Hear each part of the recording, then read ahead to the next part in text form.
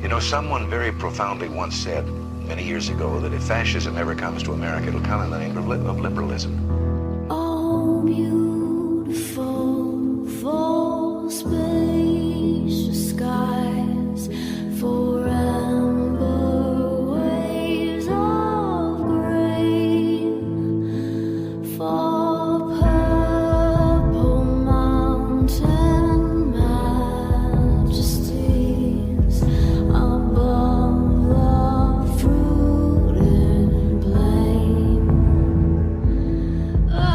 America, America, God shed His grace on thee, and crown thy good with. Good evening, ladies and gentlemen. On behalf of Patriots and Petticoats, it is my pleasure to welcome you aboard Flight 1776 with service to the United States of America and continuing service to a more perfect union. Federal regulations require that carry-on items are stowed prior to closing the aircraft door. Your items may be placed in an overhead compartment or completely under the seat in front of you. Use caution when placing items in or removing them from the overhead compartment, and let us know if we may assist you. In order to expedite the boarding process, please be seated as quickly as possible after stowing your items and take a moment to review the Constitution and Declaration of Independence located on the device in your pocket. If you are unable or unwilling to perform the functions as described on those documents, please let us know and we will find a more suitable destination for you. Thank you for joining us, and we look forward to spending our evening with you.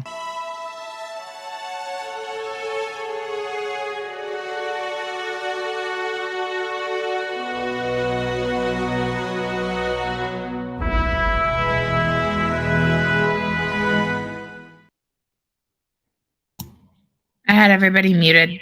Totally my fault. Fox, you gotta mute. Or turn your volume down or whatever. Or put earbuds on, whatever you gotta do. Okay. Hey everybody, welcome to Patriots and Petticoats. Oop, I gotta mute you. Okay. Hey everybody, welcome to Patriots and Petticoats on this fabulous Tuesday evening following the Iowa caucuses. I think that's kind of exciting. We're going to get into some of that tonight. I invited Fox on solely based on the fact that he is not happy. He is the curmudgeon in my timeline right now. He's very angry and pissed off. To the people who are tuning in, Patriot Sports, what's up? Tex, what's going on? Okay guys, this is very exciting news. All streaming platforms now, Twitch, Rumble, Twitter, Facebook, doesn't matter where you're watching us, your chats are now coming into our feed so that we can see it in real time. You Rumble folks don't have to feel ignored anymore. It's a very glorious and exciting moment for us. So, and especially for me, because I always forget and then I feel bad. So now I'm gonna unmute you, Fox, because so let's just get into caucuses. Let's start that off for this evening. Fox, tell me what you're thinking. Like what you're feeling inside right now, knowing that Donald Trump won last night. Is my audio on? Your audio is, but I can hear myself when I speak in the feedback. So I need you to turn your volume down a little bit. Tex, Pack, go, Pack, go, it baby. Shouldn't be happening because I have earbuds on. Give me like 30 seconds. I'm gonna turn them on and turn them off again. Okay, no worries. Chris, I'm gonna come to you. So you and I were both, I would say, probably the biggest Vivek Ramaswamy fans coming into the caucus. Me personally, I was devastated last night because I really expected him to have a better turnout than what he did. He, like, from a ground game perspective, the amount of effort, time, and energy that he put into his campaign in Iowa was unprecedented. And there isn't a single candidate in that field that can say they put the same amount of effort into it. They put more money into it, but not the same amount of effort. And I think what last night told me is that people care more about the candidate that's spending the most money than they do about the candidate that's willing to work the hardest for them. I don't know if that's necessarily true.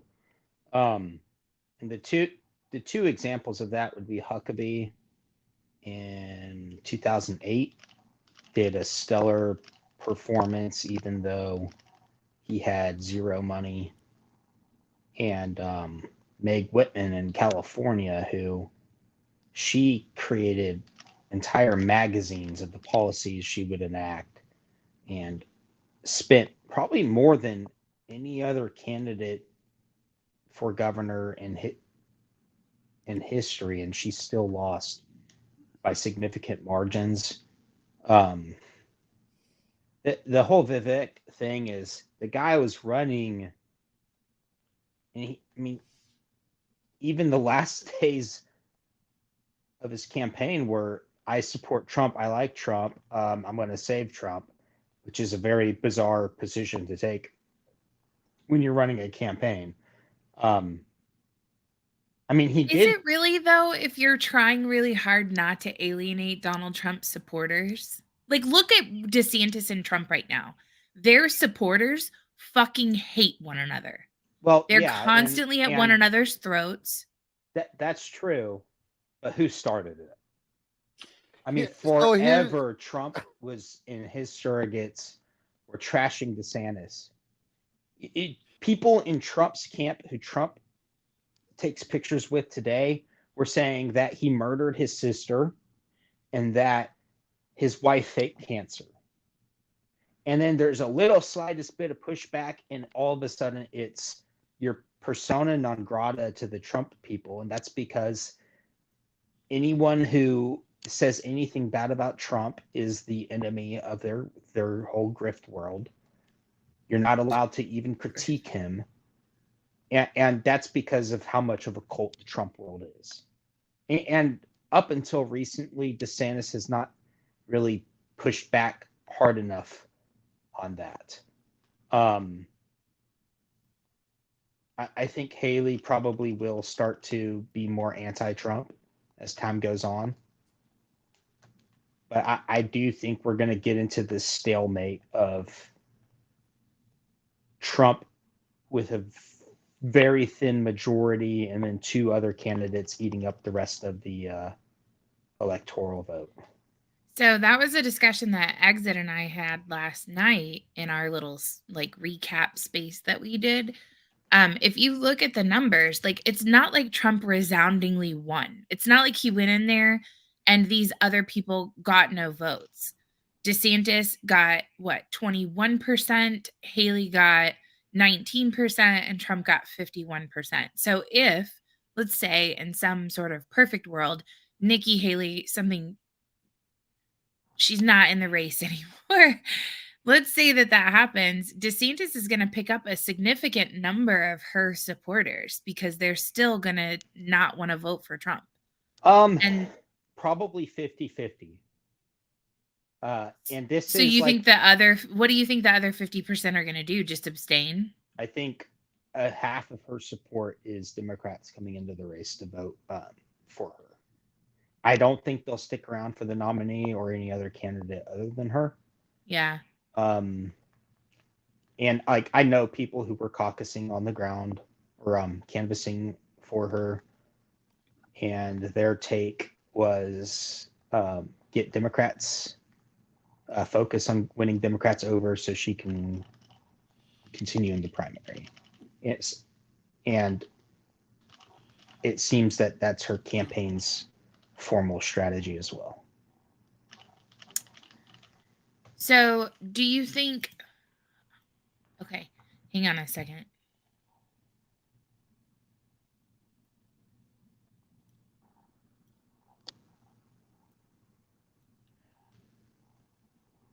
But I can see why Trump was also he's 180'd his position on Vivek within 24 hours. So there's only just funny. There's only a couple lanes you can run in here. And DeSantis has got one clogged up, and then Haley's obviously the Dems choice, and then there's Trump. And there's no air left for anybody else. Like like you're either gonna fucking be against Trump or you're gonna be for Trump. He does not allow a middle ground there. Yeah, Trump will not have that. I think that's definitely true. So Vivek ran that ground. He ran where he ran until Trump slapped him in the face, and then he got in line. Because I think he is America first, and that's the movement, the populist movement. And I think it's more people think they understand. Some people understand the Trump movement and the Trump support, and some people are fucking lost on it. They have no fucking clue what they're talking about when they're talking about these voters. It's mind numbing to fucking listen to people. And it's blue collar America. Out here in Wisconsin, it is anyways. It's Dairyland. So real quick, Joey said, "Hi gang, good news. I'm home and can join. Bad news, I'm home and can join because I have COVID. So super That sad that you have sucks. COVID, Joey. That sucks. But you're gonna get some immunity, bro. I did. Speaking of immunity, I have a video for that tonight. But Joey, I have sent you a link if you'd like to join us, since you're stuck at home anyway. But totally understand if you're not feeling up to it. Also, Casey said a lot of her votes last night were Dems. That's what I've heard, and I'm going to touch on that a little bit more too. And then Argento said that's why Nikki's doing well in New Hampshire, because independent and non-declared, as you can switch, designate day of. So yes, and that's what essentially was able to happen in Iowa, where they had a lot of Democrats come in, and people who were there voting were saying that in some of the precincts Haley did quite well in.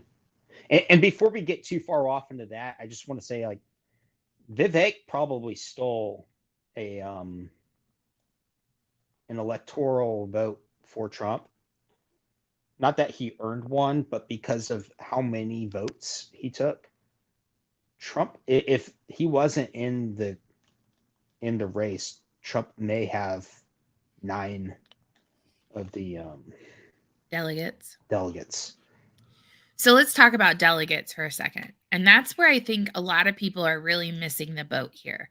Ron DeSantis and Nikki Haley got a significant number of delegates in this caucus.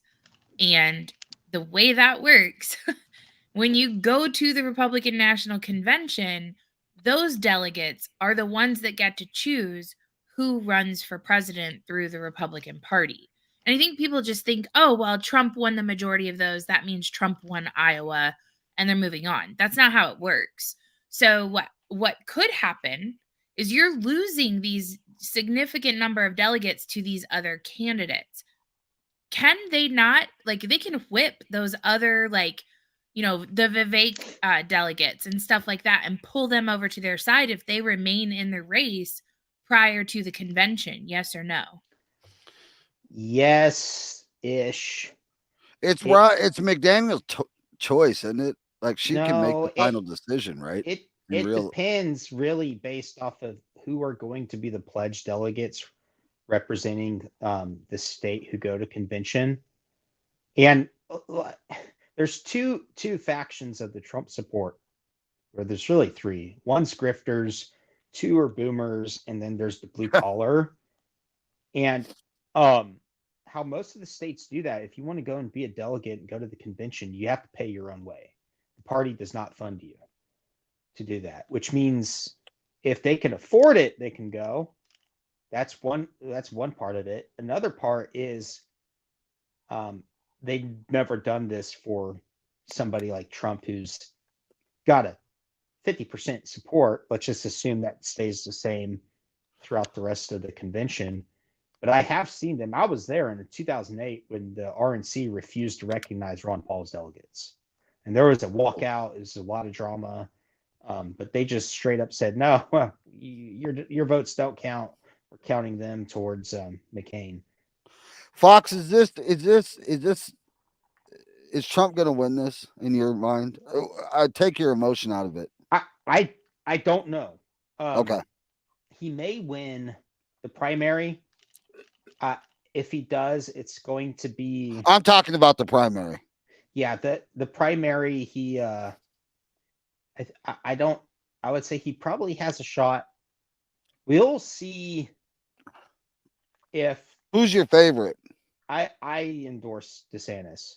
Yeah, I know who you endorse, but who's your favorite to win? If you had $1 million and you could place it, I would want to see what happens Not what you want. in New Hampshire and South Carolina.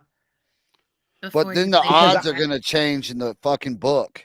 In every Well, day, the odds change. You got to So where remember are who you you're at talking right to now? right now, Fox. Yeah, I get that, but we also have a situation where Trump I is don't know minus 500. Am I going to get a bet? Am I going to get a better betting odd today or after New Hampshire?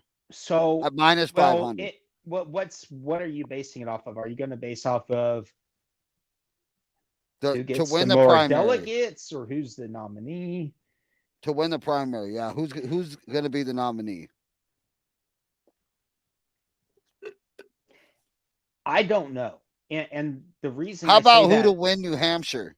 Trump is minus 500 just to win New Hampshire as well. I'm looking at the live odds. I think Haley will win New Hampshire. Because we can get pretty good odds on Haley. Just take our emotion out of it. I fucking hate Haley, but I love Yeah, money. she will perform better in New England and in areas I that are get more liberal. perform better, but can she beat him? That's the question, I think, is what I'm. So I'm gonna say it depends because it depends on turnout. I don't know if the reason behind Iowa's turnout is weather related or if people are burnt out and just not playing. It was not so bad. participating. And it's like it wasn't just so bad. DeSantis had 35,000 pledged commitments, and less than half of them showed up to vote. Yeah. I would attribute that to, a lot of people are going to be fickle. It's the good old Facebook rule where like a fraction of the people who respond to an event will show up to it. Part of it's Right. weather related, but I wonder if the overall turnout is because people just don't care. Can I share my screen real quick while we have Fox here? So yeah, that's been my. Oh shit, Joey's in here too. Sorry, Joey. Hey guys. Aw. I had to go kind of make myself look slightly presentable. I wasn't expecting you to invite me on. So Argento, I'll come to your question here in just a second. I'm gonna let Chris share his betting stuff. All right, guys. All right, Fox, listen. 2020 election, January 6th, number of guilty counts. Right now, where are you at on number of guilty counts in this case? You can see my odds. Hold on, let me look at it. I can't see.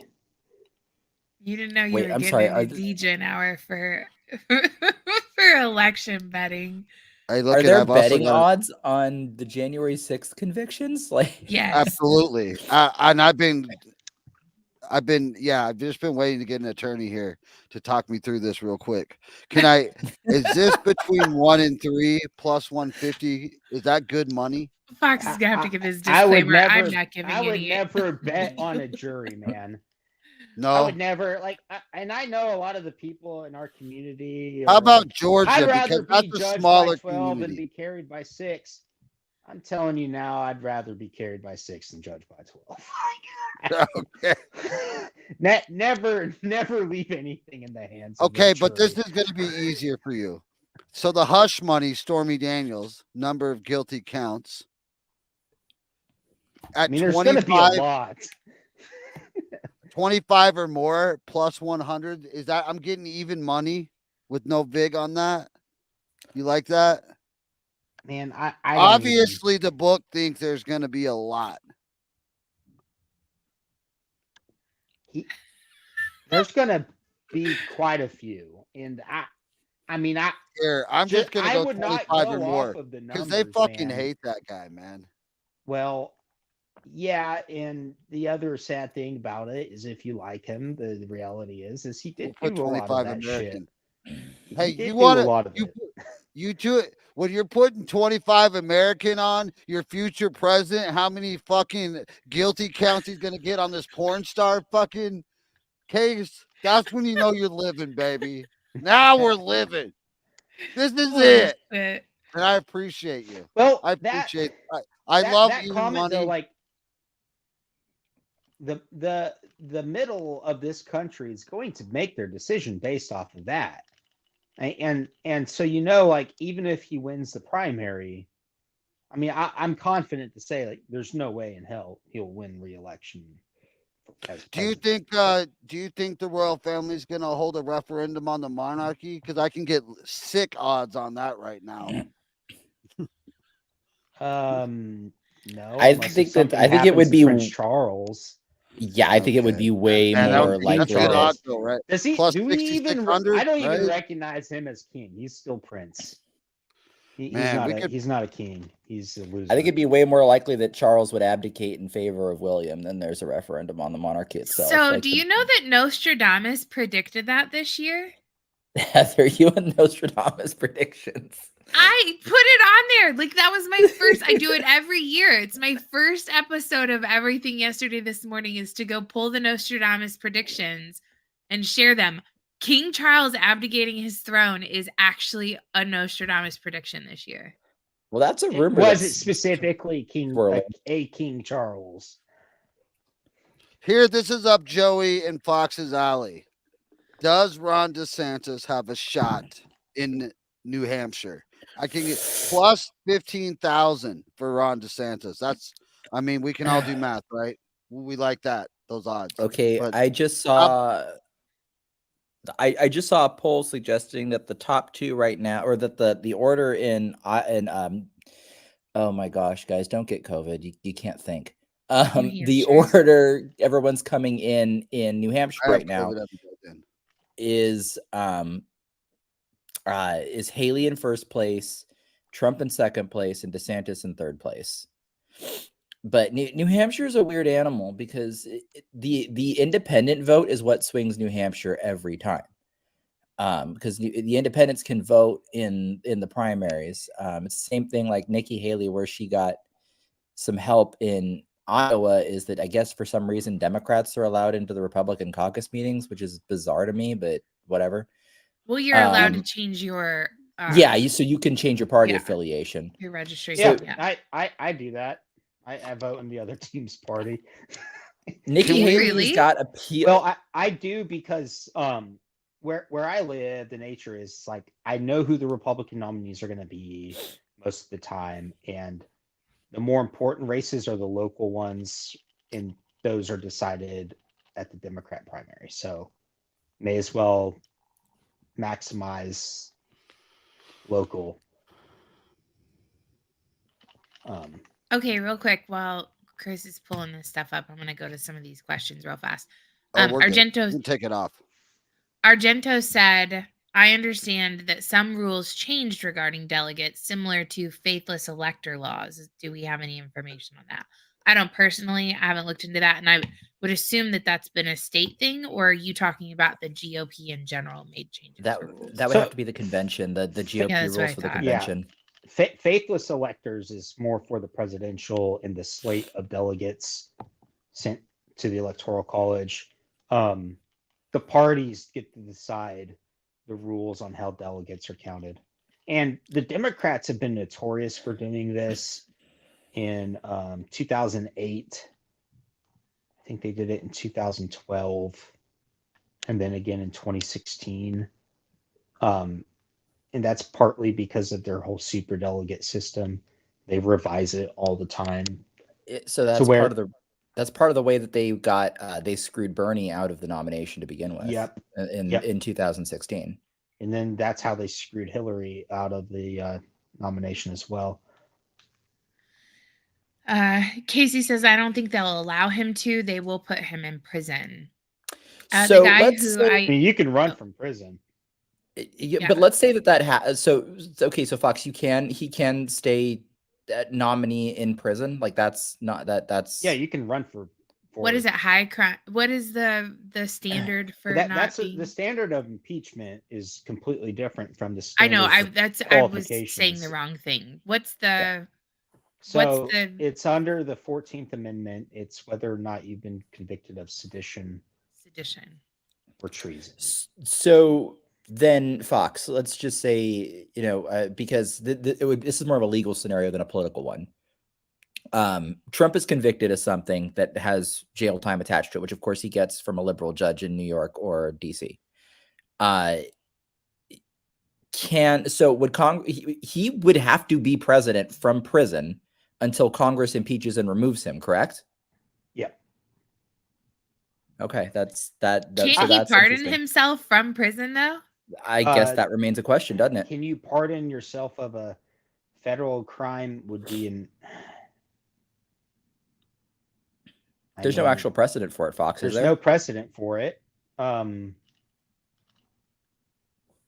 Also, I think he could, because there is no limitation on the pardon Yeah. power. Well, wait, hold on. The Constitution, There may be. does. I'd have to look into that. I know there's another take. And I don't know what the reasoning behind that one is. But it would have to be fought out in the Supreme Court, wouldn't it? Exactly. Because they would have to ultimately say whether or not, and the Constitution as written does not.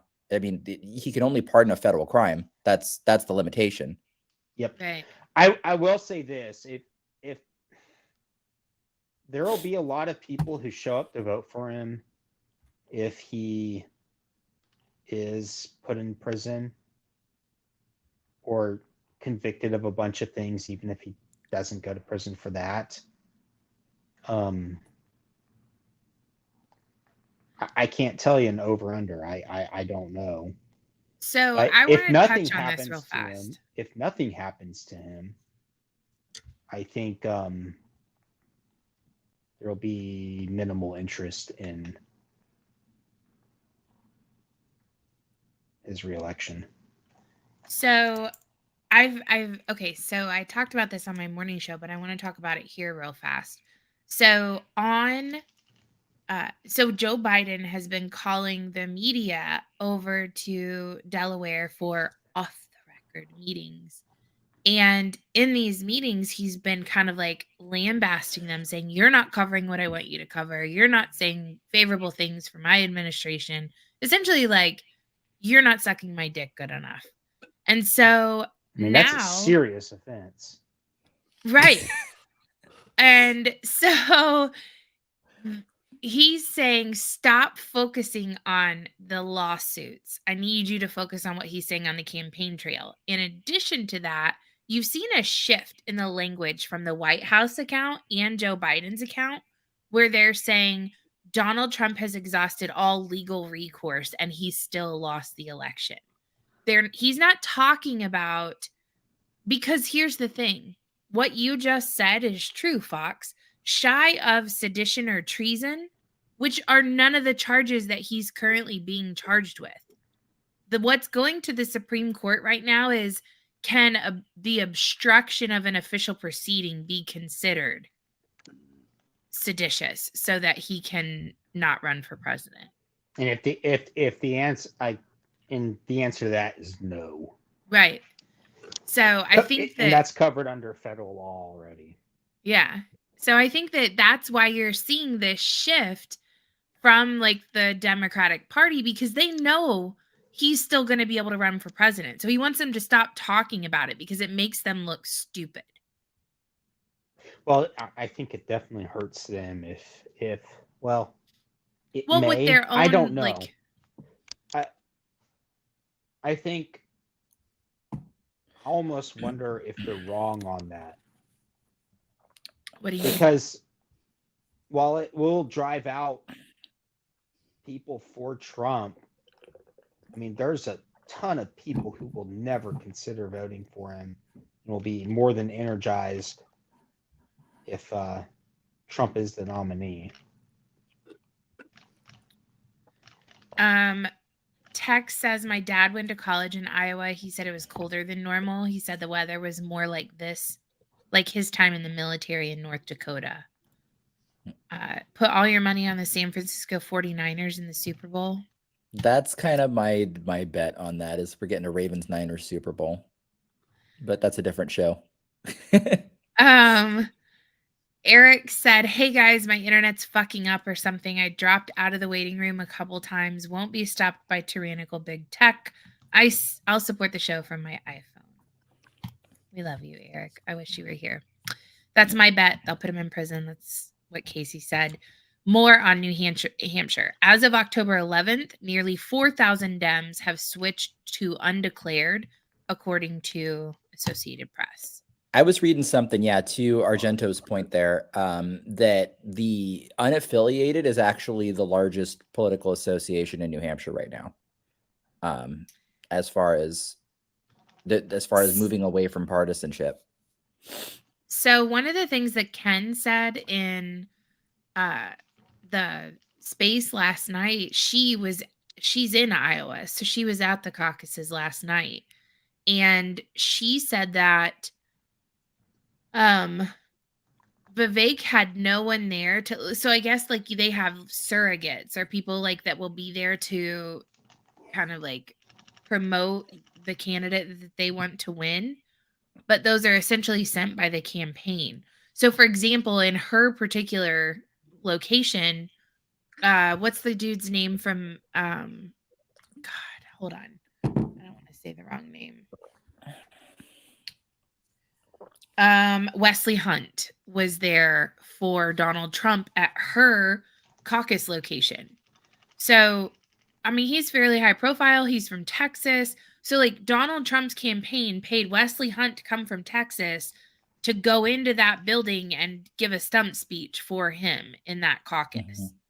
So, Haley had a shit ton of these people in the other caucuses, and they were all young, like under the age of 20, like almost like, what's the dude's name? Harry Sisson, those guys that the Biden campaign. So it makes me wonder, like, is Nikki Haley contracting the same people, like the same talent network that probably Joe Biden? The same consultant groups. That's what I'm saying. Yeah. At some point, it's all the same people. Right.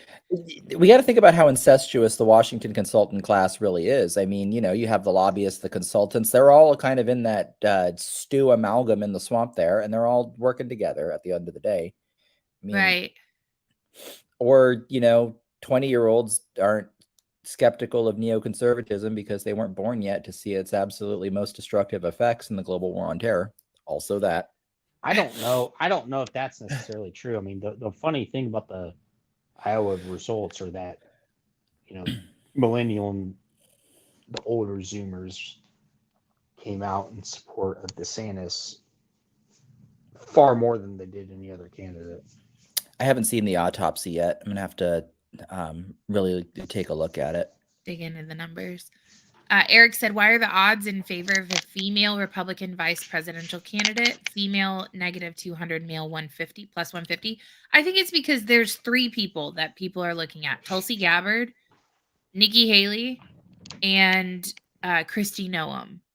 I think that they're thinking that the Donald Trump campaign is going to play on the idea that, to compete, they're going to need, Fox, what are you playing with? A female. Did you say did you see like within the last hour or so Vivek's appearance with Trump? Yeah. So give me just a second. I wouldn't rule out Vivek on in the number 2 slot at this point. Yeah, I don't think anybody should. I think that that's a very accurate statement. I think it's the most likely. I think you're right, because that's what it sounded like to me. Joey. Okay, so I'm going to play videos. Don't give it away. Give me just a second. Because I want to play the concession speeches from last night, like the end results speeches first, and then we'll go to Vivek today. But I want to go through this chat real fast. Argento said 350,000. Oh, this is a whole bunch of like //u. Oh, I don't know what that means. 256,000 undeclared, and then something R's. I don't know what that means. Versus 240,000 Dems, GOP. Great odds. Super delegate, rule changes. Joe Biden can't run on expensive food and housing. So we're going to talk about that tonight too, Tex. Argento said Bills. Ooh, Buffalo. So we got Packers, Bills, 49ers, and who's the other team? Chris Ravens? Would know it better than any of us would. Ravens? Oh, Ravens, yeah. It looked like she What went is to a college campus and hired everyone, laughing out loud. Probably did. Trump needs a young or female to be the vice presidential pick. A vet like DeSantis would work. DeSantis and Trump cannot be on the same ballot together because they're both from the state of Florida. Trump moved a state of residence to Florida. That's kind of the key thing to remember about that. I was New York. don't think DeSantis I don't think he would. do that, and like quite frankly, it would be disgusting if that did happen. They're gonna have a reconciliation that's enough for the cameras, but it's not gonna be. No, it's too much at this point. There's not gonna be a reconciliation with. There Team may be MAGA. between the two of them, but there won't be Two of- between their followers and supporters. There shouldn't be. I mean, it's the same situation where, I mean, it's disgusting that Rubio is pro-Trump. Like, this guy insulted everybody and their families online. Like, if you reconcile with that, you have no self-respect. And quite frankly, He called Ted Cruz the BTK killer, or what? He called what him killer? the The Zodiac. killer. he called him the Zodiac killer, said his dad was involved in the JFK assassination. Then he called his wife ugly. Yeah, I mean, if you can even like speak his name in a positive manner after that, you have no self-respect. I mean, we also have Lady Lindsay, who was all of a sudden, kissing Trump's ass on Twitter today. So, you want to talk about Lindsey which way Graham's the wind making blows? bank off of Trump. Yeah. Oh, That's I'm why. sure he is. It's because Lindsey Graham's consultant company is the one Trump uses for all of his people. Oh, wait. So that was the same one that Vivek was using as well, correct? Yep. Yeah. Okay, we're gonna go to DeSantis' That's speech why first. I've had the opinion all along that Vivek was nothing but a Trump surrogate. I know you laid it out for me, Fox, and once I looked at it, I was like, well, hold on, pause. Yeah, all the money. Thank you. Thanks so much. They threw everything but the kitchen sink at us. I thought they were yelling Trump the first time I listened to It this clip. sounded like We that. love you too. They threw everything but the kitchen sink at us. They spent almost $50 million attacking us. No one's faced Who that is much they? all the way just through Iowa. The media was against us. They were writing our obituary months ago. They even called the election before people even got a chance to vote. But they were just so excited about the fact that they were predicting that we wouldn't be able to get our ticket punched here out of Iowa. But I can tell you, because of your support, in spite of all of that they threw at us, everyone against us, we've got our ticket punched out of Iowa. So there's him. And then you've got Those are Can fantastic. I want to say something real quick. Trump spent the last 4 years whining and complaining that Fox News called the election before yeah. people were voting. And so it's funny now how the narrative has changed. So they're attacking DeSantis people for the same gripe. I know. I will say, I did think it was a little bit disingenuous that you were calling the race before some people had even had a chance to vote. Like, I think there were tweets There coming were out people saying, I who think, that left. some caucuses Subsequently. some caucus rooms hadn't voted yet. Like they were still having Yeah. the stump speeches. Yeah. Did Did you say, Fox, some people left? I can safely say I fucking hate Tonight- this woman. Iowa made this Republican primary a two-person race. And she's Me- not one of the two. Y'all, Like- y'all look at this. Trump 51, DeSantis 21, Nikki 19. Like she's saying this right next to her being in third place. Like, guys, hold on. She's really saying that this was made a two-person race. Yeah, it was made a two-person race. And guess what, bitch? You're not one of the two. What Right. are you even doing? What is? So- Did nobody tell her? Somebody I'm needs to gonna tell her. finish this clip. It's so bad. It's delusional. Tonight, I will be back in the great state of New Hampshire. And the question before Americans is now very clear. Do you want more of the same? Or do you want a new generation of conservative leadership? I hate her so much. That's like that's like Ugh. Sunday night. Jerry Jones getting a microphone, and he's like, "When we head to San Francisco next week, we're gonna. I mean, we got a game plan.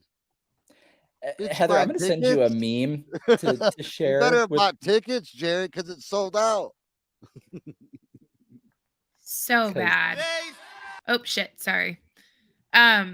So then you have Vivek's clip.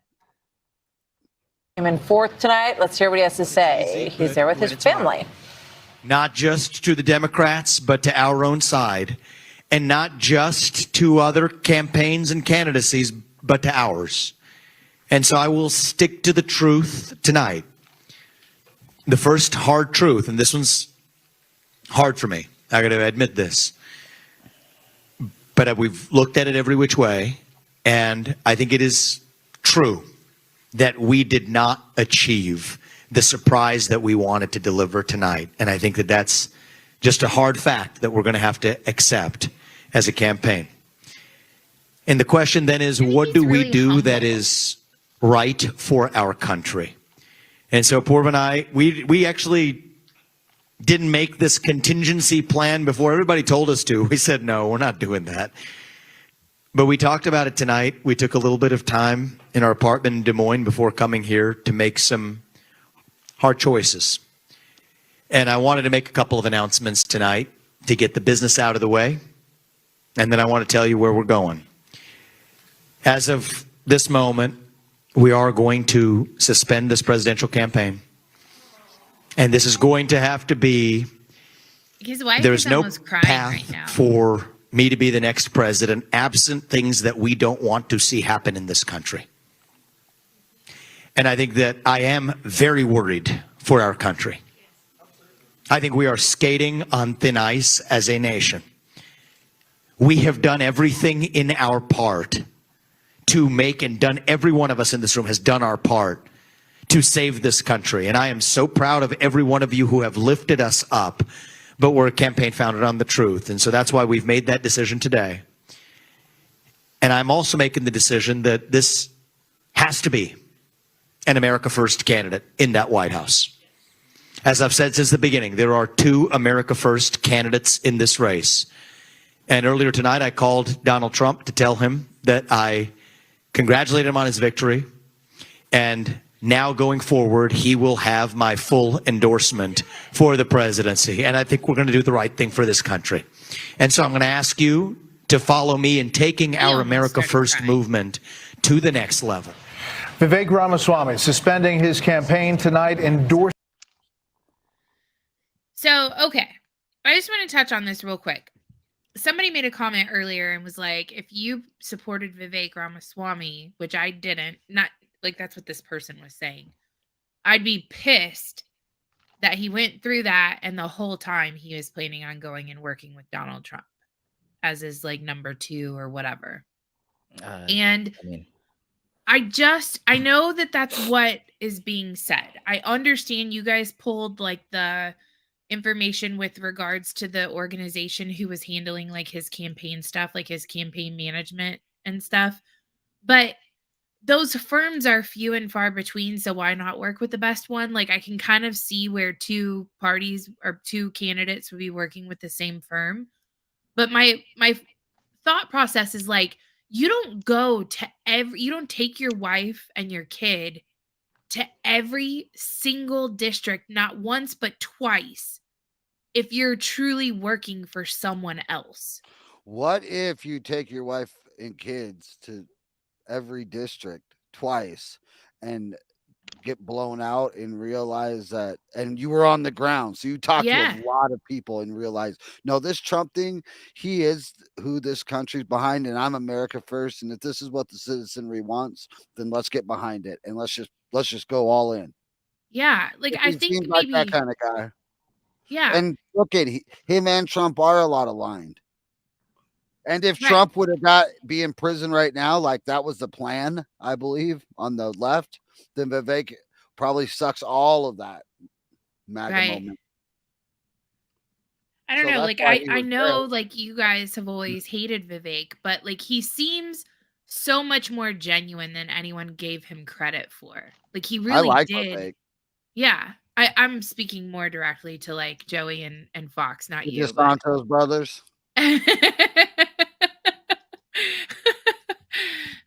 Well, if he'd stop flip-flopping on pretty significant issues every 30 seconds. But he hasn't. Like, well, he's well into the campaign now. He really hasn't flopped much. And that dude does the 3-hour long sit-down podcast. So you can't. If he is America first, 6-minute hits. If he is truly America first, then why is he pro-immigration? Because he wants to increase the number of H-1B visas. And the other thing he's said while on the campaign trail is his support for the death tax and increasing the estate tax, which in the last 30 odd years, no Republican has taken that position on a presidential campaign. Yeah. I don't know. The modern Reaganite, I'm not a big fan of Reagan. The most right-wing thing that came about of his revolution was the attempt to get rid of the estate tax. Right. I don't know. I mean, I guess in Vivek's mind, and maybe you're creating, he thinks that's a way to tackle the class system. Maybe. I don't know. Well, but how do it definitely tackles the class system by ensuring that nobody ever gets to have generational wealth. Exactly, and completely destroy right. the family that the left, like, it'll be the final nail in the coffin of the American family. And it is for many families, especially landowning ones, is that estate tax happens, and if your land's not in trust, nobody can afford to pay it. And so families are forced to sell. And what are we talking about quite often too? It's the foreign powers buying up land here in the United States, whether it's housing, farming, all of this stuff. So it makes that they're going to be if you can't pay the taxes on it, then you have to sell the land. Where you might end up having to sell it for pennies on the dollar too. And who's going to buy it? Though, like it disproportionately affects people of one skin color, and it's just really suspicious when you take that position and then you combine it with increasing immigration into this country. Speaking of skin color, I'm going to play my next video clip, which is the Joyanne Reid seems to think that the reason that Nikki Haley did not do better is because of racism. Reid said that there's an obvious reason why Nikki Haley lost last night. Watch. It's the elephant in the room. She's still a brown lady that's got to try to win in a party that is deeply anti-immigrant and which accepts the notion that you can say immigrants are poisoning the blood of our country. Your final thoughts on this, Clay? Most people don't even know. Does Joy Reid have any opinions other than everybody's racist but her? And by the way, has she ever apologized for all the homophobic things that she put on her blog that she claims someone else hacked and was responsible for and not her? Joy Reid is worthless. Much of MSNBC is worthless. And I'm happy to be on a network that people actually watch as opposed to MSNBC and CNN, which are getting beat handily head to head right now. More Democrats watch Fox News than watch either of those networks. I don't know that I believe that last little line, but okay. Why is it that somebody who is just absolutely an insufferable bitch like Nikki Haley and like Joy Reid can never accept the fact that maybe you lost because you're an insufferable bitch. Like, Right. is the level of self-awareness just so not there? Yes. I mean, I understand that Joy Reid's a race hustler. She Oh my she God, I always has love been. this. She Has nothing to do with Nikki being a warmonger. Nikki Thank is you. not a self-aware person at all. And No, the evidence j- of that is when confronted with her own quote, she'll deny it. And she is like John Kerry on steroids with fins when it comes to flip-flops and just absolute vocal blunders. the slavery thing was a Kamala moment. Oh, and then she doubled down. Yeah. And then she doubled down. And then honestly, I gotta, Vivek sort of Tulsi Gabbarded. I'm going to use that as a term now when somebody gets nuked in a debate. But sort of Tulsi Gabbarded Nikki's campaign when he asked her to name 3 provinces in Ukraine. Oh, she yeah. She was done after that. I mean, nuked her for morbid. It was the same thing of when Tulsi Gabbard just smoked Kamala like a cheap cigar. That is my favorite part of the debates was like, if there's one thing Vivek did that's good, it was just highlighting the point that all these people who proclaim to be the experts and the ones heavily involved making these important decisions are actually idiots who don't know anything that they're doing. They're just there because of, status and part of a club. Like, these people are no more informed, probably less informed about these important issues than those who religiously follow the issues. But do we Jacob, think this is Nikki... a terrible thing to say. You should be never Nikki because she's trash, not because she's brown. We don't do racism here. I mean, I'm never Nikki because, holy crap, dude. Like, I cannot stand the sound of the woman's voice. Like, it's like nails on a chalkboard. Every time she gets up there and, She's Kamala. She is Kamala. She is Republican the Republican Kamala. That's what she is. We should start that on Twitter, Heather. We should start hashtagging Republican Kamala. Ooh, we should. We totally should. Let's do it. See how long it takes this Nikki Haley to block us. So I'm going to show 2 clips. And so I think that here's something that's being missed. Everybody's like, oh, why aren't they voting for Nikki? Why aren't they voting for... And so I had this moment today where I was just like, how do these people not see? And someone grounded me and brought me back to reality and was like, the average voter, the average American is concerned with not like what candidate is promising this and who wore high heels and whatever. So I'm going to just show this clip real quick. This is Philadelphia.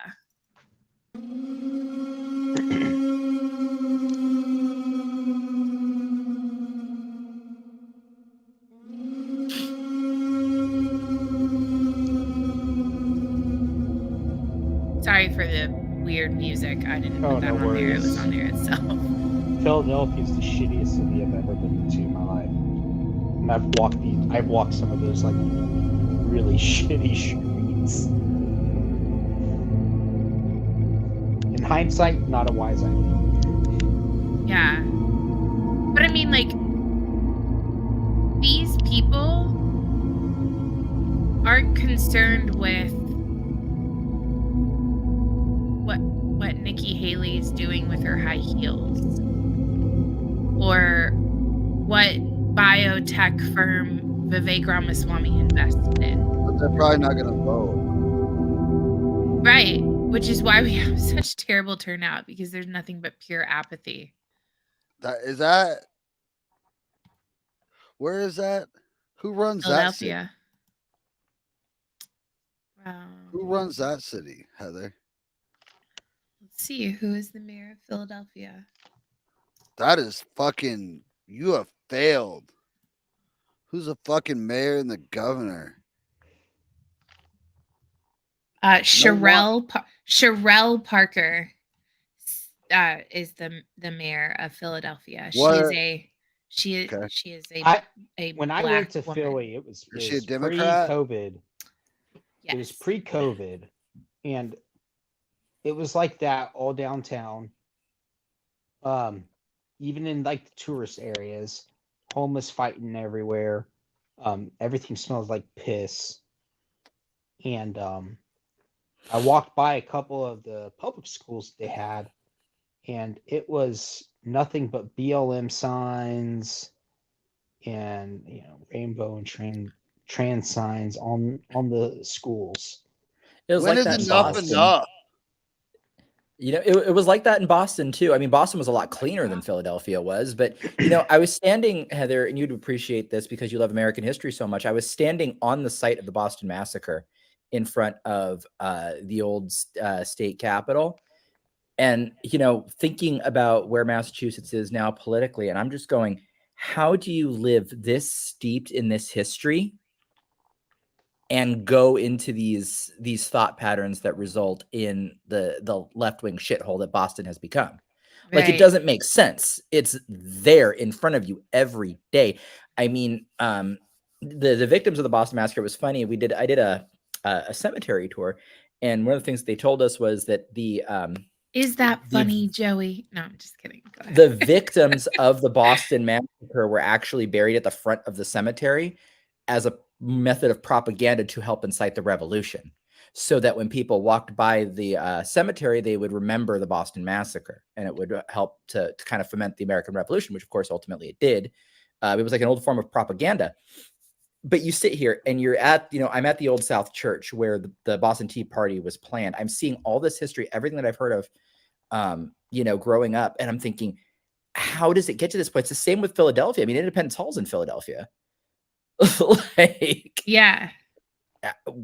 It's the failure of the education system. It's a failure. It's all of our failures as a society, really, because we don't teach American history in a way that's understandable and accessible, but also not in a way that's like, well, the Constitution wasn't our best work because some people owned slaves. Well, you know what? Some people did something, but the Constitution is still the greatest document for what it is, if it could be implemented as it is.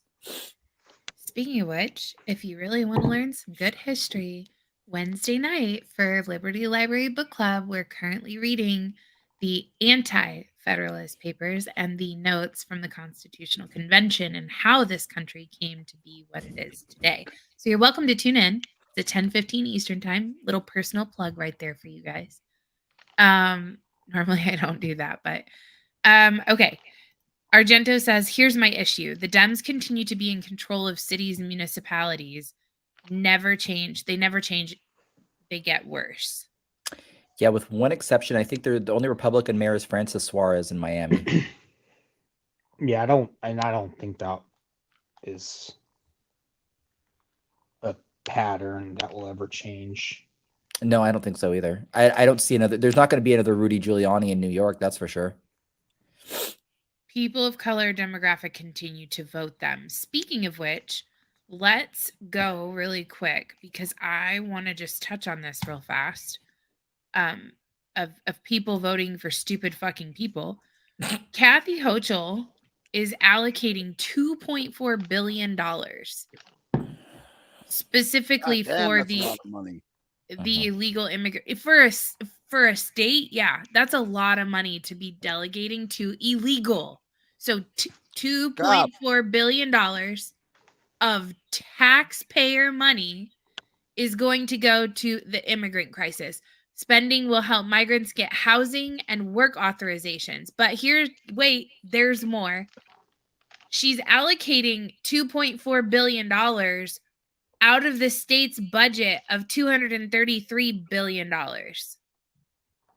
The 2025 fiscal plan will add $500 million more. So we'll be at $2.4 billion that was originally planned for people in that state who are working and paying taxes will now be going to illegals. And yet, they're going to continue to vote for these same people and these same policies. That they're housing in their schools, too. Yeah. We're going to send your kids home, your tax-paying families. You got to take off work, go home with your kids while we put these illegals in your kids' schools that you pay for. Only resistance that we've seen to this is in the borough that we would of New York City that we would expect to see any resistance, and that's in Staten Island. I think they've kind of raised a stink about there was a lot of it. woman. I saw a clip the other day. She's an influencer on TikTok, but she was going off on them. She's like, "You put these fucking kids back in school. I'm fucking done with you." Like, she was so mad. She was so mad. Did you see that video of AOC and her boyfriend getting heckled as they were walking down the street in Brooklyn? That was pretty funny. I didn't see her and her boyfriend. I saw AOC get heckled hardcore by the. Oh wait, maybe it's the same video. It's the same Like, video. "You're Her fucking boyfriend's stupid. in it. What are Yeah. the 3 branches of government?" The government, Well, I didn't know yeah. that was her boyfriend. Yeah, I didn't realize that was her boyfriend. I thought the white man was bad, and if I remember correctly, she was walking with a white man. So Oh no, she's colonized in the sheets. Yep. It is funny how so many of them have white boyfriends. Ilhan Omar Yeah. guys.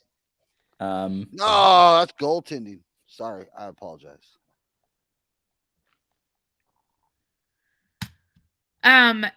What did he say? Yeah, I what did he That's say? goaltending. I ended up live betting the 76ers game because I had it pulled up because we were doing the other thing, and then now I'm way too deep in American dollars in this game.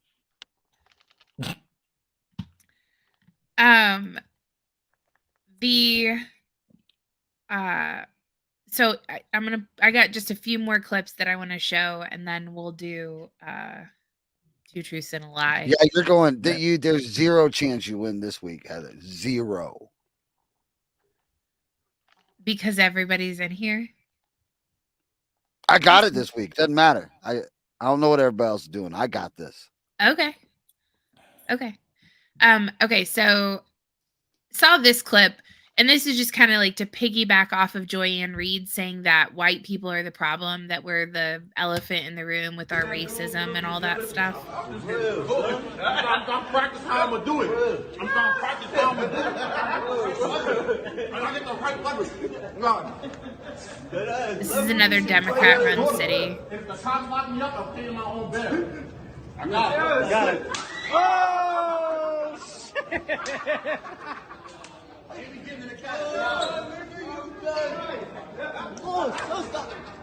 What did Joy Reid say about this? She didn't see this clip, apparently. Oh, of course not. She doesn't take the subway. I can't watch that. That's fucking crazy. It is fucking crazy that people put up with this shit. Being filmed. Okay, it's not only crazy, but it's absolutely insane that both groups vote for the same people. Yes, Yeah. over and over and over. The only pushback we've seen, I mean, to be fair, has been in San Francisco. I mean, you know why Chesapeake got tossed? And it was because the Chinese population in San Francisco said enough was enough. Same with their school board. It was the Asian vote that made all of that happen. Really? Not that, I mean, San Francisco's gone. That's a failed. I'm not gonna point to San Francisco and be like, look at this, guys. No, I mean, but that's what happened is that the Asian vote was what pushed that over the edge and ousted Chesapeake and ousted those school board members and their recalls. But you're correct. But you're right. Like these are they would vote for the same people. I mean, Eric Adams won a huge swath of everything in New York City. This is a really valid point. If you fight against it, you'll be put in jail and they will prosecute. That's like What's the his guy name? on the Yeah. subway, right? With Daniel that Penny. God. Yes, Daniel Penny. Which I need to look and see if that's been updated at all as far as charges and stuff like that. But yeah, this is 100% true. Daniel Penny, of course, is going to be charged, but Alvin Bragg will let anybody else out for doing what we just saw on video. I mean, Fox, that's dead to rights evidence in court, right? What's that? The video like that is dead to rights evidence in court, right? Which video? The one we that I just just saw. showed of the man smacking the other man. Oh, yeah. I mean, you get that in, and the defense is asking for a plea deal, right? Like, I mean, under normal circumstances. Normal circumstances. I mean, not Alvin Bragg's circumstances, who would let everybody go and probably give him a sucker for their time. What's going to happen with Daniel Penny? That's I guess. I mean, that's the question. He's going to go to a trial. Oh, it's still all. Is he? He is going to trial, right? If I were him, I would. A New York City jury. I mean, that You'd could be really go hard either pressed, way. though. Yes, I know. I don't disagree with you, but you're going to be hard pressed to not find a jury member in New York that has either witnessed or been impacted by some level of violence in the fucking subway or the city at large. And it clearly, like, he was trying to help this woman. So I just, God, I say that. I imagine that people think like I do, like that there's no way he will be found guilty, but I am disappointed by the general population on a regular basis. So A jury could deadlock too. Yeah, there is sure. that. I mean, I don't know if Alvin Bragg would retry the case. I would leave that kind of speculation to Fox. But I mean, the beauty is that the prosecution has to prove their burden. But does that All mean right. anything in a CRT infested New York jury? Don't know. Do not know. Okay, I got 3 more clips and a couple articles. Fly through this real fast. So we got some Kamala math. No, dear. See our college students at and let me just tell you, I love Gen Z. I don't know if some, I love Gen Z. So, okay, for the older adults, this is going to be a humbling thing I'm about to share with you. If someone is 18 years old today, they were born in 2005. Oh yeah, check that out. Think about that for a minute.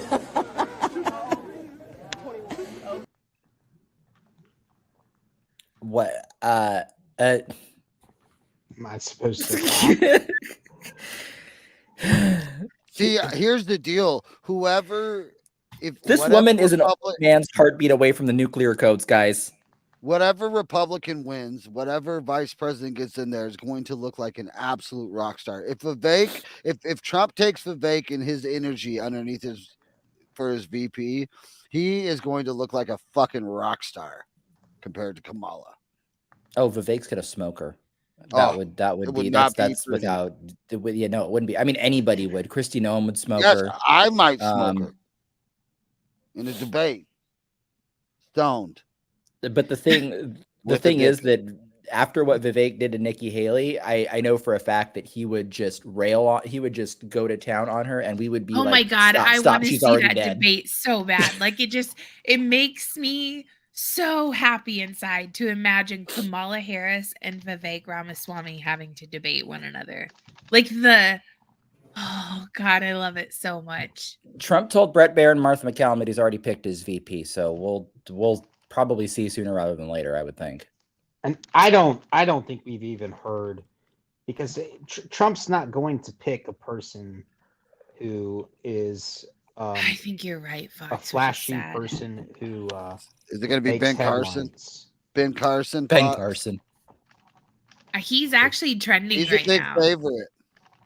He's People a are favorite in talking the about books. him a lot, which is suspicious because we haven't heard about him in years.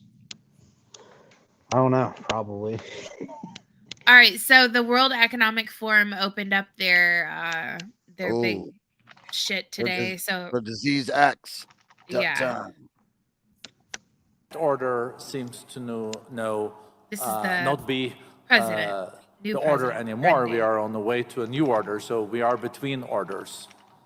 Do you agree with that, or are there ways of what are we able to keep on the positive side from the old order to bring into a new world order, and how can we avoid that new world order becomes like a jungle growing back, and we rather have an order based on international law and the principles that have brought us prosperity. I just love and like freedom the for nonchalant racism I guess of what he and just maybe- said. Yeah. This is the old kind of teacher in me coming out, I think of this a little bit more about a transition of eras rather than a transition of orders, but the two are kind of cousins of one another. The reason I draw the distinction is because I don't think the optics don't look good international when we order say built after orders. 1945 is getting replaced wholesale with some new order. It will obviously evolve as it has evolved multiple times over the decades since 1945. But I do think in a more sharp and distinctive way, we are moving into a new era, and that's what I talked about in my remarks, that we are, the post-Cold War era has come to a close. We're at the start of something new. We have the capacity to shape what that looks like, and at the heart of it will be many of the core principles and core institutions of the existing order, adapted for the challenges that we face today. This flirtation with the language of international law just makes me want to fucking vomit. Like, I don't fucking answer to you. I don't answer to your blue hats. I don't answer to England. I don't answer to Germany. I don't fucking answer to anybody. And when you start flirting with the idea that I'm going to have to do that, I don't get very happy. Like, the rebel in me starts to get a little pissed off. 1776 intensifies. Oh, Kind of what I don't understand. Like, who do you think you're really going to try to come onto this continent? Which, the freaking Japanese in World War II were like, that would probably be a really bad idea. It's like, not such a good plan, bro. No, because you know what's going to happen is you go and get shot. And then here's a couple women. Long time I was on Twitter, and now it's become such a toxic place that I've concluded it's not a worthwhile place to spend time. And as you've said, it is exhausting. So you do have to pick and choose, and you have to think about where are the places where you can get your message across. But I am trying to figure out, I have given up on X, what a scary name that even is, right? And I don't know what the alternative is right now. So the question of the social media, I must say that I have abandoned Twitter too, so X, because it's a toxic environment, and we talk about, I have no solution on that, but I think one day it will come the moment of the code of conduct in these places, because journalists, if you spread crazy news and insults, and if a journalist says racist things, it can be amended. Exactly. Why social medias that have such big power, we still can, because it's new, but I think there will be a societal reflection on how information is brought there. Of course, on X now there is also the policy of the owner that is problematic. But I think this is a problem of the society of the future, the deontology in social media. The scary thing about that is Twitter's CEO is wanting to be friends with these people. Yep. I thought the exact same thing when I was watching this clip. I was like, oh, is Linda there to shake hands and fucking make out while you guys are trashing X and Elon and all of that? Like, did you see Elon's response to that one lady? Saying that X was a scary name. He goes, "It's literally just a letter of the alphabet." Right. That's what I like. When I Elon. watched it, I was like, are you fucking kidding me? Like, are these people real?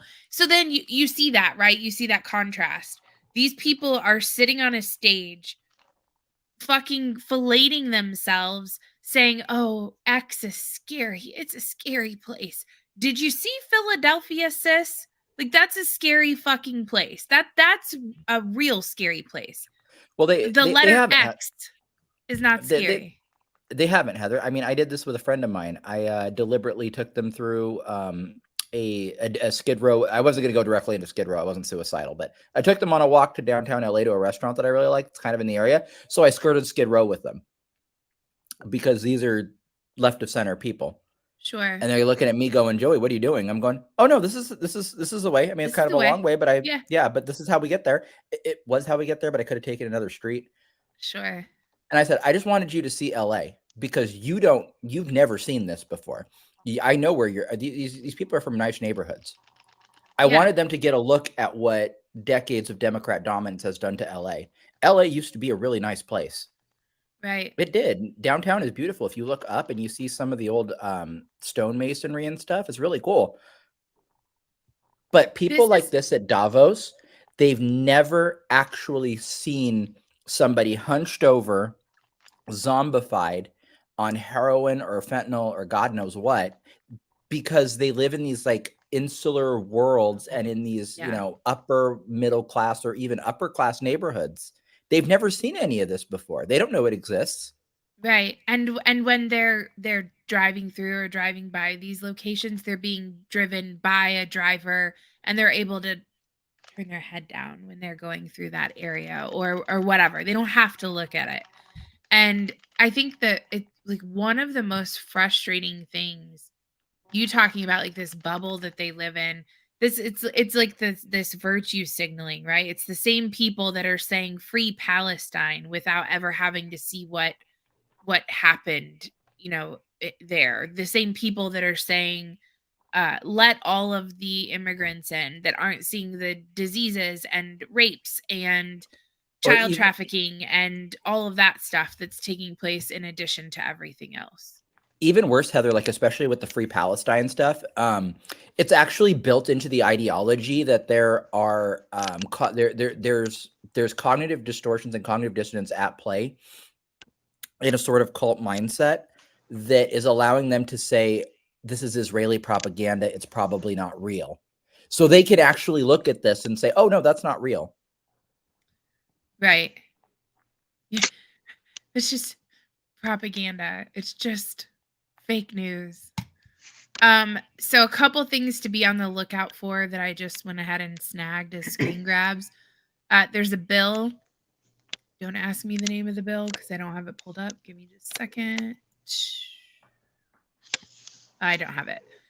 There's a bill that is currently in I think it's Maine, that's going to give them the ability to take custody away from parents if they do not allow them to obtain gender affirming healthcare or gender affirming mental health care. So that's a bill, Joey, especially in case you're on here, the gag folks maybe they probably already are aware of that. They're aware of it, and there's no chapter in Maine, but there's some conversation going on about what can be done about it on our end. Good. There are 2 U.S. Navy SEALs currently missing off of Somalia's coast. Those 2 SEALs were hunting for Iranian weapons. I guess they're trying to intercept the flow of weapons from Iran to Yemen. They have still not been found as of tonight. I pulled that clip. This one, so leading from the Davos thing into this, a Quebec man has pled guilty to setting 14 forest fires in Canada, but Trudeau claimed that it was climate change that was causing all of those fires that were running rampant. So I thought that was pretty fascinating. Brian Parry or Pare, I'm not sure how you say his name, 38-year-old, had posted numerous conspiracy theories online suggesting the government had deliberately ignited the blazes. That is all for that. So we are going to go. Tell me lies, tell me sweet little lies. Tell me lies, tell me lies. Oh, no, no, you can't. I love that music so much. It makes me so happy. I say it every time because it's true. It's just a good song. Fleetwood Mac makes everybody feel good.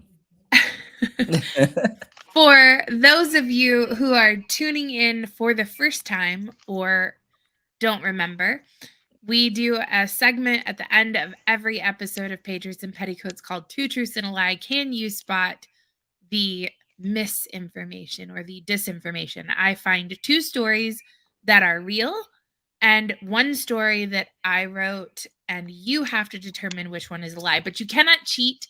This is my mom finger telling you. You're not allowed to Google it. It's way more fun to see if you can figure it out without cheating. So, with that being said, story number 1.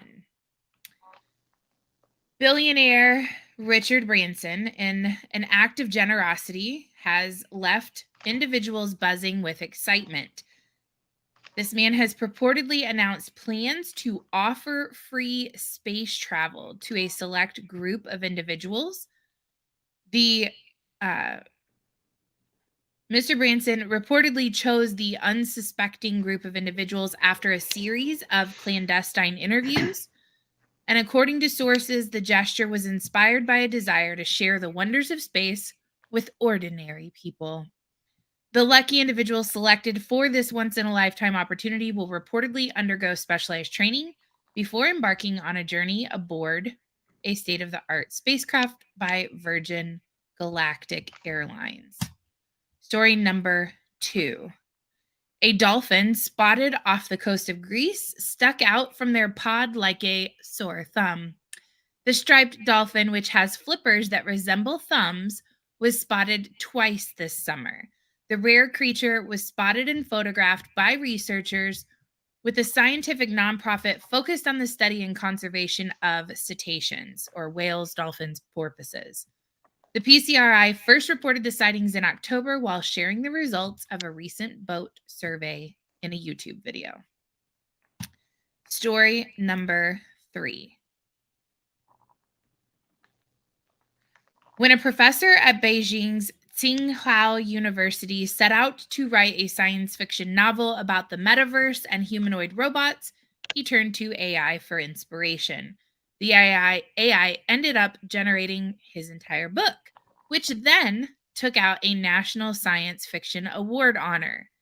The 6,000 character language novel Land of Memories was among the winners of the Jiangsu Youth Popular Science Fiction Competition.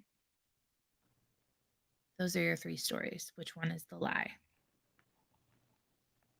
What was the second one again? Yeah, repeat the one about the whales. A dolphin with thumbs was spotted off the coast of Greece.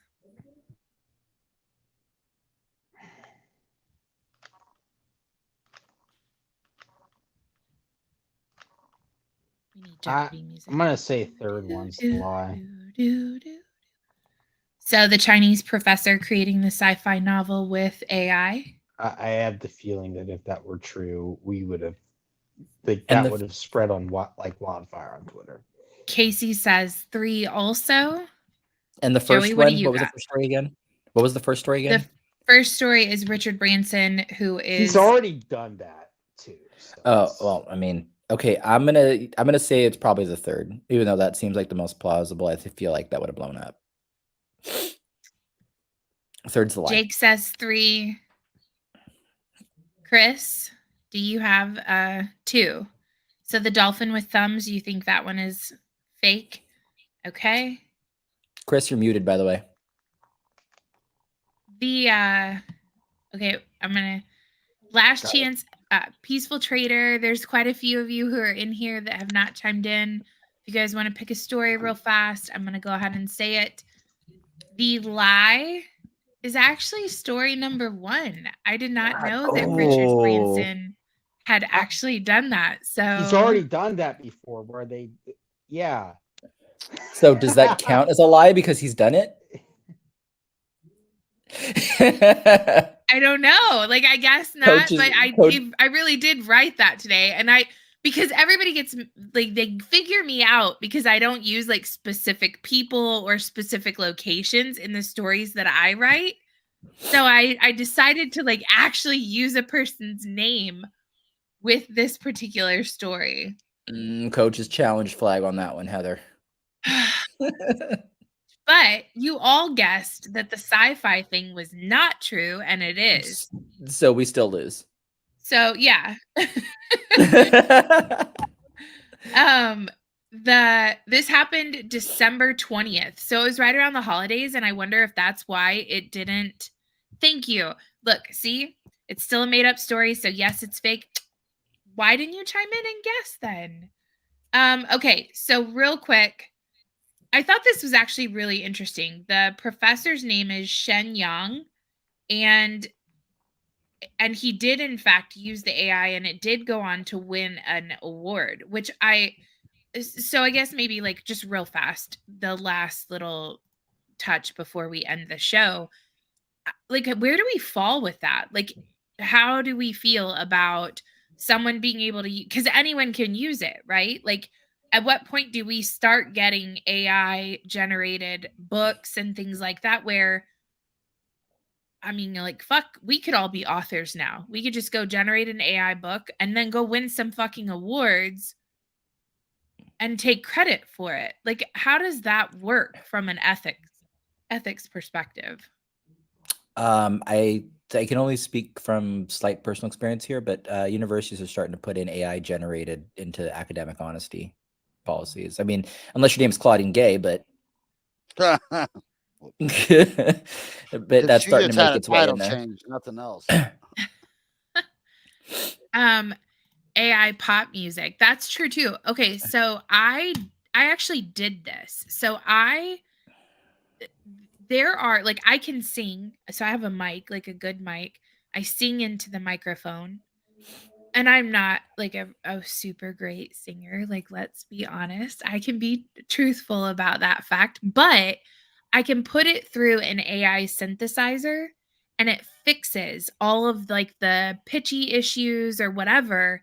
And my voice comes out. It's my voice, but the AI has cleaned it so well that it just sounds perfect. It matches up with the music. Everything's great. There's nothing wrong with it. And so it's like, how much of our world are we willing to allow to become completely artificially generated? Well, they've been doing that for a long time. I mean, it's just now that they can use AI to do it and the technology is better to clean it up, you know. Right. I actually listened to, it was really interesting. A friend of mine periodically sends me AI generated songs done by like another person's song, but like AI generated. So it would be, say, a Madonna song done by, I don't know, CeeLo. Anyway, so he sent me one and it was supposed to be like a duet between Britney Spears and Christina Aguilera, and you can't tell the difference. Like, if you Between did the not know, two? no, between you couldn't tell that they had not actually done that song together. Wow. Like, it sounded so much like Britney and so much like Christina That's that crazy. yeah, it was, I mean, it doesn't always work, but it worked. And so, yeah, I mean, That's interesting. that's also a problem for deep fakes. Yeah, I mean, yeah. We'll get into that a little bit more. Maybe we'll save this for Liberty Happy Hour on Friday. We'll talk about this a little bit more in depth then. So, okay, to everyone who tuned in tonight, everyone who watches the replay, to my guests, Joey and Fox, to my co-host Chris, thank you guys. I hope you guys have a wonderful Tuesday evening, and we will see you next week.